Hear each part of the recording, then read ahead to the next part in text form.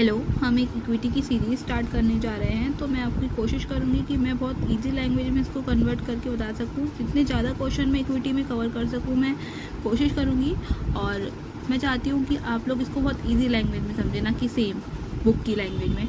तो इसमें हम इसकी मीनिंग और नेचर और स्कोप के बारे में जानेंगे। इक्विटी, जो कि रोमन वर्ड इक्विटी से ड्राइव्ड है, इसका सिंपल मीनिंग है इक्वलाइजेशन और लिविंग, यानी कि इक्वालिटी। लेकिन ये पूरा फुल इक्वालिटी नहीं है, लेकिन हाँ, ये एक मैक्सिम भी है इक्विटी का। Equality is equity. इसके 4 सेंसेस हैं: literal meaning, general sense, Roman sense and English sense. और हम अगर लिटरल सेंस की बात करें, लिटरली यानी कि ये ड्राइव करता है नेचर को, फेयरनेस को और जस्टिस को। जनरल सेंस में भी ये सेम ही चीज़ों को ड्राइव करता है। ये बेस्ड है किन पर? नेचुरल जस्टिस पे, हॉनेस्टी पे और राइट्स पे। रोमन सेंस पे भी ये सेम ही चीज़ों पे, क्योंकि मैं आपको बता चुकी हूँ कि रोमन में एक्विटिस से ड्राइव है। तो ये क्या करता है, ये कहना चाहता है कि जो ओरिजिनल सिविल लॉ है उसको ये ओवरलैप नहीं करता है, उसको बस ये उसकी जो उसके फीचर्स हैं उनको इनहेंस करता है। और इंग्लिश सेंस में भी यही है। कि इंग्लिश सेंस में बताना चाह रहे थे कि पहले जो चांसलर हुआ करते थे, चांसलर ने अपना खुद का कोर्ट ऑफ चांसरी बनाया, क्योंकि जो नॉर्मल कोर्ट थे, यानी कि जो नॉर्मल कॉमन लॉ थे, वो कॉमन लॉ इक्विटी के परहैप्स पे काम नहीं करते थे, उनके बेस्ड ऑन लॉज पे काम नहीं करते थे। तो इसलिए चांसलर ने खुद का एक कोर्ट बनाया, कोर्ट ऑफ चांसरी। तो ये उस पर डिपेंड करता है।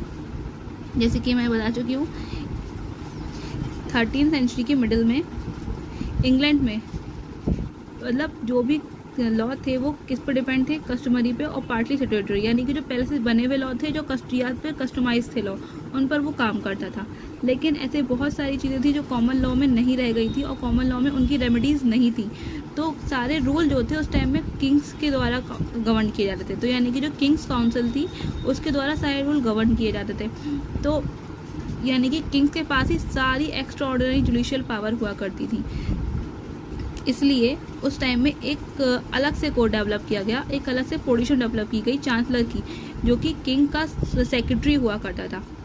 तो क्या करता था, उसके पास खुद उसने एक, यानी कि कोई कोर्ट में कोई केस आया है तो उसके पास ये सारी पावर थी कि उसके डिसीजन वो अपने स्टैंडर्ड से ले सकता था। उसने खुद का एक कोर्ट बनाया, कोर्ट ऑफ चांसरी।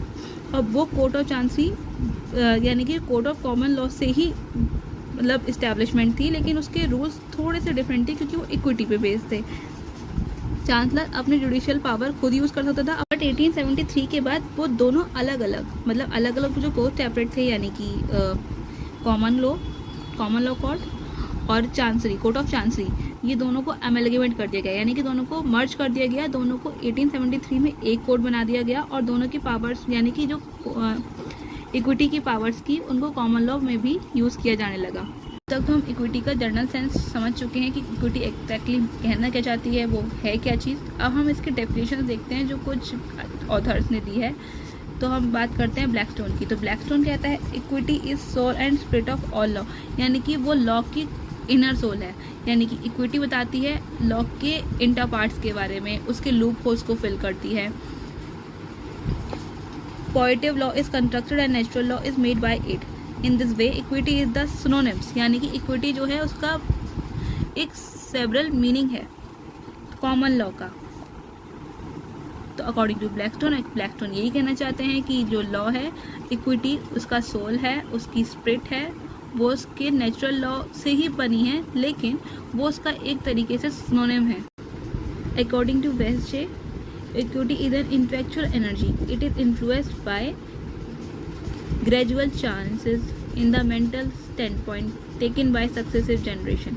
यानी कि वो कहना चाह रहे हैं कि ये एक इंटेलेक्चुअल एनर्जी है जो कि इन्फ्लुएंस किससे है? कॉमन लॉ से इन्फ्लुएंस है ये, क्योंकि पहले भी बता चुके हैं कि इक्विटी कभी भी उसको ओवरलैप नहीं करती है, बस उसके फ्यूचर को इन्हेंस करती है। Another into continuous adoption in the growing need of society, ये सोसाइटी के अकॉर्डिंग आगे बढ़ती जाती है। According to Maitland, equity is the body of the rule of administrator by English Court of Justice. Maitland कहना चाहते हैं इंग्लिश लॉ ऑफ जस्टिस की जो एडमिनिस्ट्रेटिव पार्टी है वो है इक्विटी, जो कि ऑपरेशन जुरिस्डिक्शन करती है और which is would be known as court of equity, यानी कि वो एक अलग से कोर्ट ऑफ इक्विटी कहलाई जाती है। तरीके से इक्विटी सिर्फ 3 पॉइंट्स को डिस्क्राइब करना चाहती है। That's it, equity is founded on the natural justice, It is the body of rule and principle which exist side by side of the original law. It does not supersede the existing law, but is a supplementary addition of such law. That's mean पहला क्या कि वो natural justice पे founded है, दूसरा क्या कि वो side by side civil law जो सिविल कॉमन लॉ है उसके लिए वर्क करती है, और तीसरा वो उसको ओवरलैप नहीं करती है, बस उसको सप्लीमेंट्री एडिशन करती है। और अब हम इसके बारे में जान लेते हैं इसके नेचर एंड स्कोप के बारे में। इसका नेचर एंड स्कोप तो हम समझ चुके थे कि इंग्लैंड में कोर्ट ऑफ चांसरी डेवलप होने लग गई थी, पर अकॉर्डिंग टू दैट टाइम उसके मॉरल लॉ के अकॉर्डिंग वो वर्क नहीं कर रही थी। इट वॉज ऑलवेज लिमिटेड, वो हमेशा लिमिटेड थी।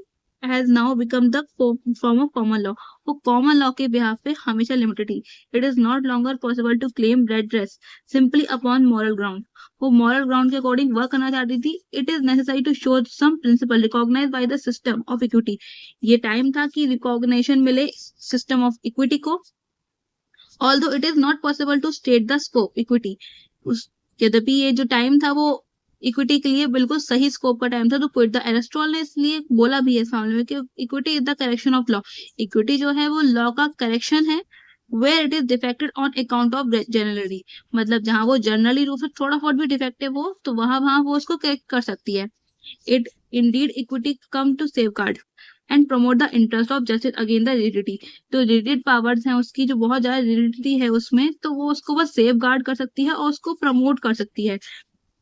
Defect the and difficulties of the extent law and state the achieve and its generally extend to its scope of supplementary and common law, यानी कि वो कॉमन लॉ को बस supplementary addition दे सकती है, इससे ज्यादा वो इक्विटी उसके पावर को एनहेंस कर सकती है। New rights, new remedies, new procedure, वो इनको बस ये सब दे सकती है। Firstly equity has enforce rightly and commonly law court failed to enforce. Secondly equity has develop additional remedies, firstly क्या कि वो कॉमन लॉ को बस राइट को इन्फोर्स करवा सकती है, सेकेंडली वो उसके एडिशनल राइट जो है उनके लिए रेमेडी बन सकती है। तो अब आपने इसका नेचर और स्कोप जान लिया है, तो थैंक यू। अगर मैं इसके आगे की भी वीडियोस लेके आती हूँ तो आप उसको भी वॉच कीजिएगा, वो आपके लिए काफी हेल्पफुल रहेंगी। तो मैंने इस सीरीज में कि इस क्वेश्चन में क्या क्या आपको बता दिया, मैंने इसके आपको सारे जितने भी ऑथर्स थे उनकी जो डेफिनेशंस थी उसके बारे में बताया, नेचर और स्कोप के बारे में बताया, और एग्जैक्टली उनकी है क्या चीज मैंने उसकी मीनिंग भी आपको बताई। तो थैंक यू फॉर वॉचिंग, और आने वाली वीडियोस को भी जरूर देखेगा, वो इसके आगे क्वेश्चन के लिए वीडियो है।